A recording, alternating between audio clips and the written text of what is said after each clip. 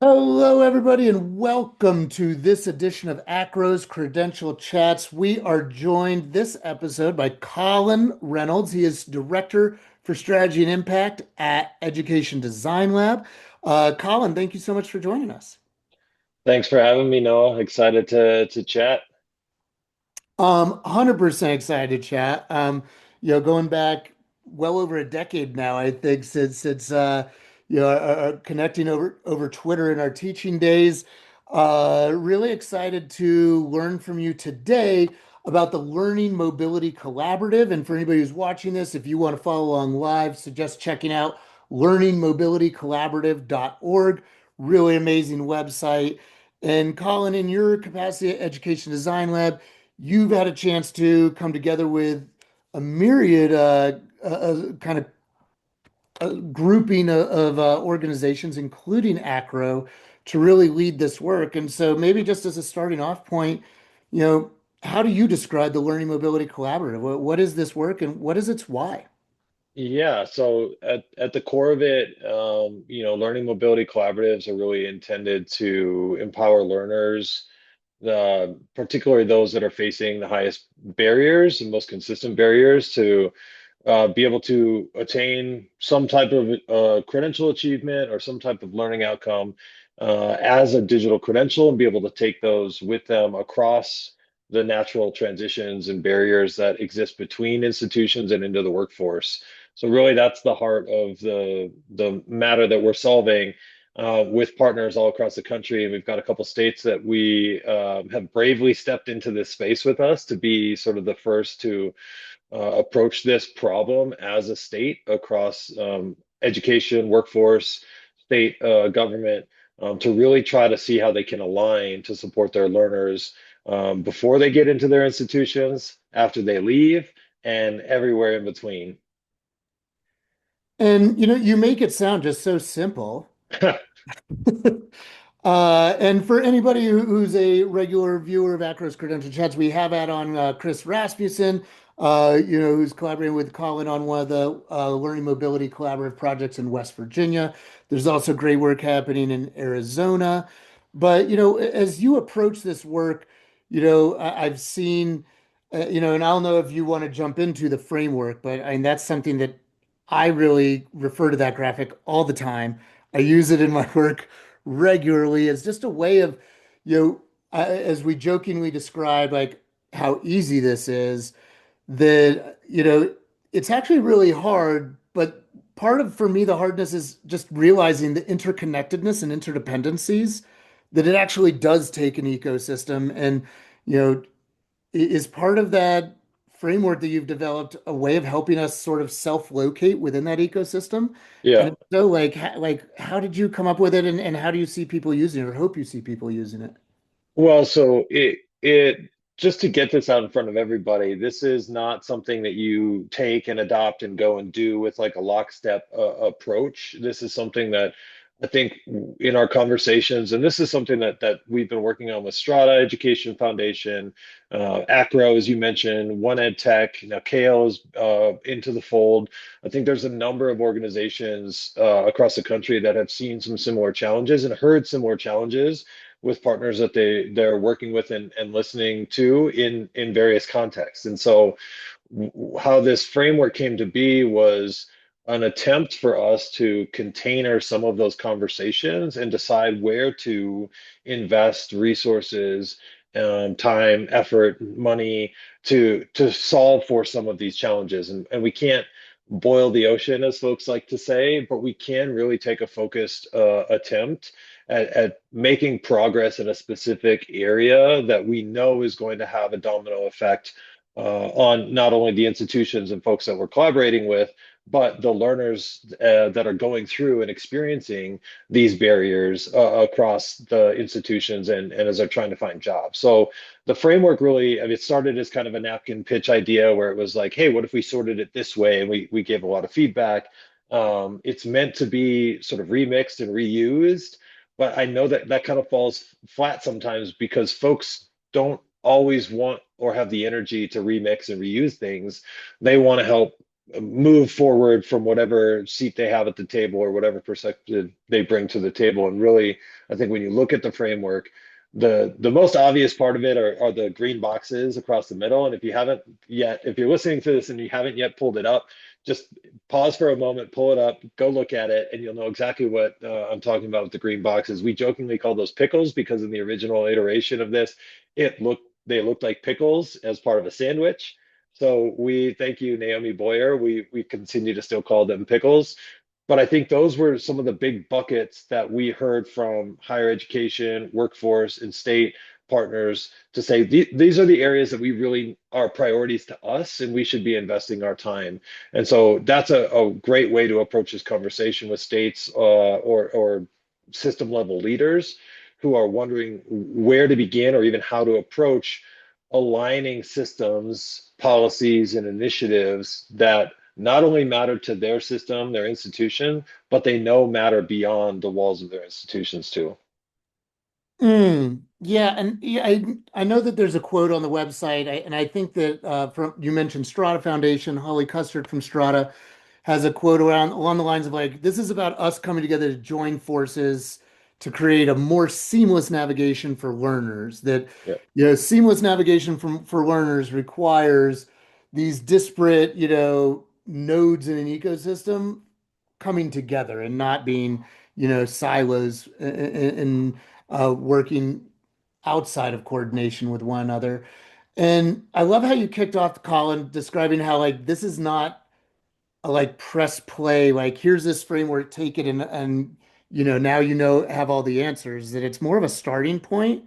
And I know one of the things that I love about the work that you all do at Education Design Lab is to like the starting place is to understand who our users are, in this case, learners and earners, and to empathize with them. And so another thing you have on that diagram of the framework you talk about is personas. And so maybe you could describe like how maybe, in general or specific to one of these two state projects, how you kind of lead with these personas as a way of helping us understand what it looks like to create more seamless navigation for people.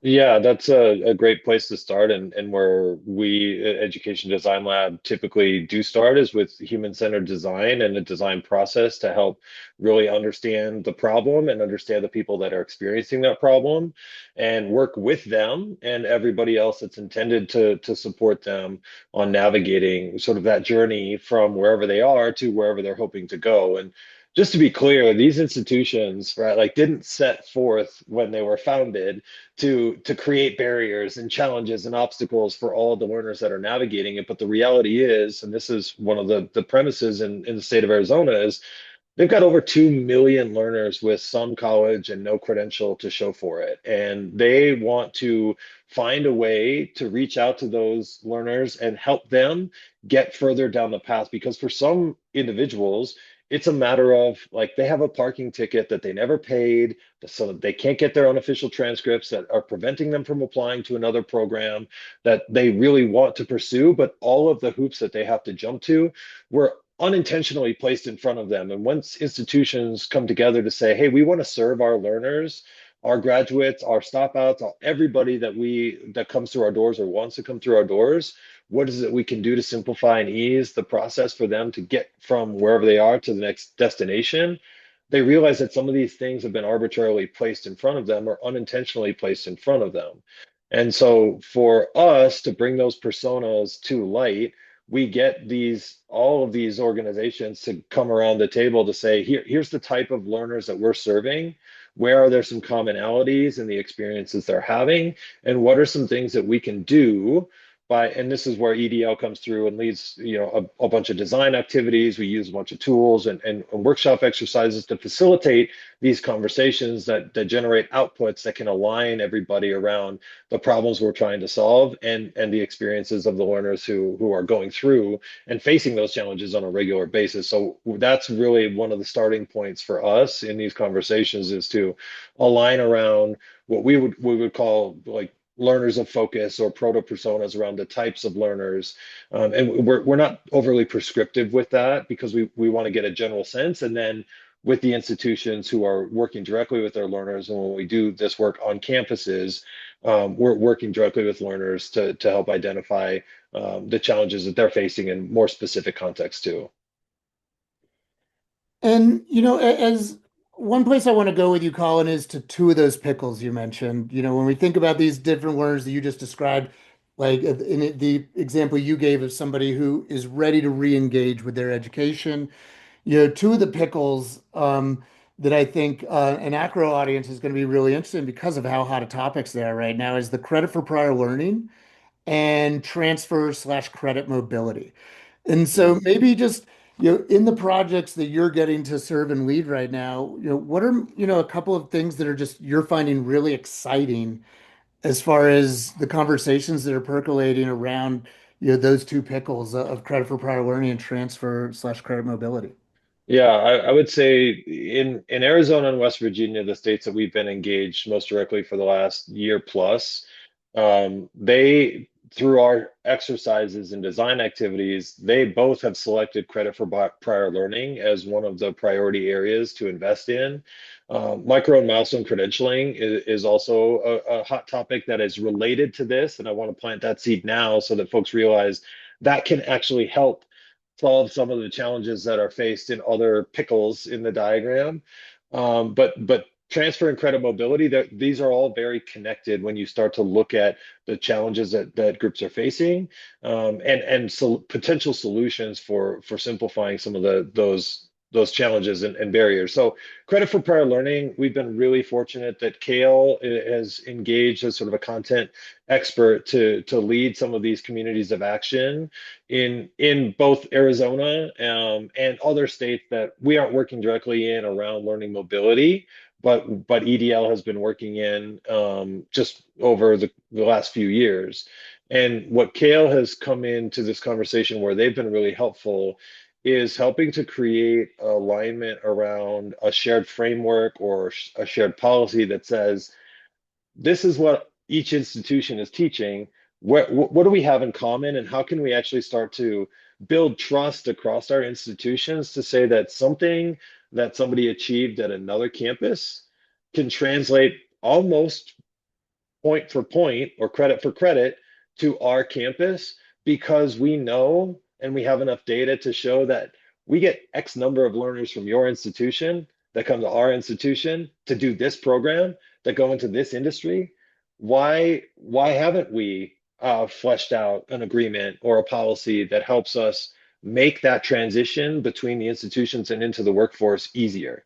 And part of it is because institutions are busy doing their job. No, you remember what it was like teaching, right? Like, and I was a principal for a number of years.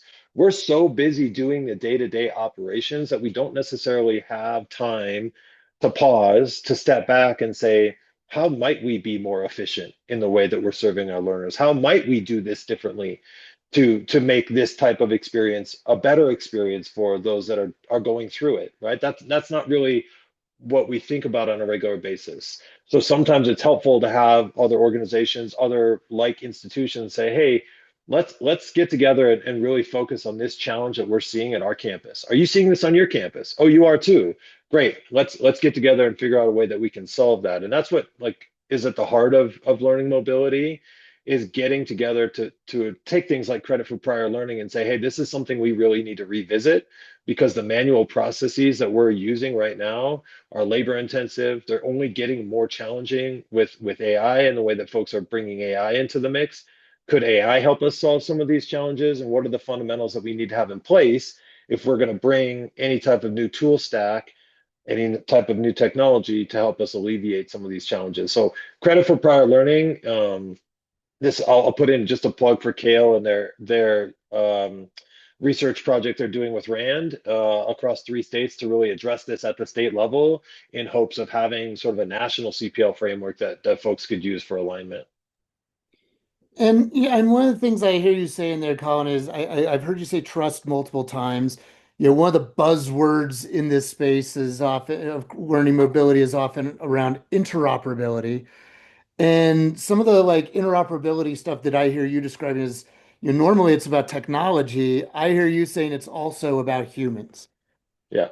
Yeah, it's 100% about humans and the trust. We at the lab kind of have we joke that we our design moves at the speed of trust, and we have to develop that trust relationship with the folks that we're working with to know that we have a shared interest in this, right? Is serving learners, and our learners are your learners. Those are the learners that we get to work with, and so we really need to develop those trusting relationships with the people that are doing this work. And I think we can get into sort of the tech rabbit hole and talk about all of the verified credentials and all of the LER and digital wallet pieces. And that's really secondary, right? Like that technical interoperability is already solved for in many cases. And we need the human interoperability in the human systems to be able to identify what they need the tech to do in order for that tech to really serve the human needs. And so that when we get down into these conversations, policy, we talk about capital P policy and little p policy. Is like, what are the policies and practices that are happening on your campus, and what are the big policy changes that actually need to be made in order to allocate resources for these policies and practices that we know to be important to the learners that we're serving. And when we get down into that level, that's when the human interoperability is really like, when that's humming, that can help to inform policy that is going to prioritize solutions, sometimes technology enabled solutions that are going to solve some of these existing problems, or ease some of the transitions for our learners. And Colin, going back to that notion of like the next big thing doesn't need to be necessarily like this big shiny new thing so much as maybe taking this really frustrating, like thing and that's scratchy, and itchy and healing that. And is that kind of the magic that we're hearing of using that like human-centered design, that instead of starting with this big thing of where do we want to go, to start with the who is the human and what are their needs, and let that guide us to a place of realizing like where the easiest wins are and the most pressing needs. Yeah, I think that's right on. And I'm sure there's some type of analogy here with like thrifted clothes or like upcycling or recycling things. But I'm one of the folks that I work with on a regular basis. She's just like, analogies don't do it. Like, let's get analogies out of here. Let's just talk about the thing we're doing. It's like, great. What are we doing? Education Design Lab has really doubled down on community college partners being sort of the fulcrum for change and innovation inside of their local communities. We have historically worked with community college partners and those that they work directly with, employers, some of the like workforce intermediaries. It doesn't preclude us from working with four-year institutions or supporting four-year institutions kind of indirectly through the matriculation of a community college graduate or program completer into the next step. But I placed the focus on the community colleges because they have served their communities in very specific ways for decades in many places. And what we're seeing with them is that there's a need to think differently about the way they're serving their learners. And that's where our work with developing micro pathways and imagining new programs for shifting industries. West Virginia is a great example. Like their coal mining industry is shifted, and tourism is becoming a bigger industry than it ever has been inside the state. So there's a need to change some of the programs, to change some of the offerings to better serve the larger economy around those colleges. And community colleges have been there all along. So who knows their learners better than community colleges? And you'd be hard pressed to find higher ed institutions that know their learners better and are willing to have the means, not always have the means, but have the needs and the drivers to change some of their programs to better attract and serve the learners that are in their immediate communities. Mm. I mean, that just learner-centered sort of lens is just such a good place to wrap this up, Colin. We're at our 15 minutes. I am just so grateful for you sharing your passion and expertise with us here on AACRAO's Credential Chats. Yeah, no, thanks for the time. I feel like you and I could chat for hours on all of these pieces. So for folks that are listening, if you're curious to learn more, you can visit Education Design Lab's website. We've got a full design overview of this work and our process that has supported this work. And we don't have all the answers. And I know in these conversations sometimes it's like, oh, they figured it all out. We've had an opportunity to work with partners where we ask questions and we endeavor to find those answers or at least prototype solutions and ideas that can help us work towards some type of answer that is hopefully going to help serve the learners better in the context that they're in. So I appreciate the chance to talk about that with you. Absolutely. And I highly encourage people to take Colin up on the invitation and visit their website. They released their annual report. They have some really cool grant work that is probably will be announced by the time this interview airs, as well as where we started out, learningmobilitycollaborative.org. Thank you to Colin for joining us, and thank you for sharing the valuable currency of your time and engaging with us here on AACRAO's Credential Chats.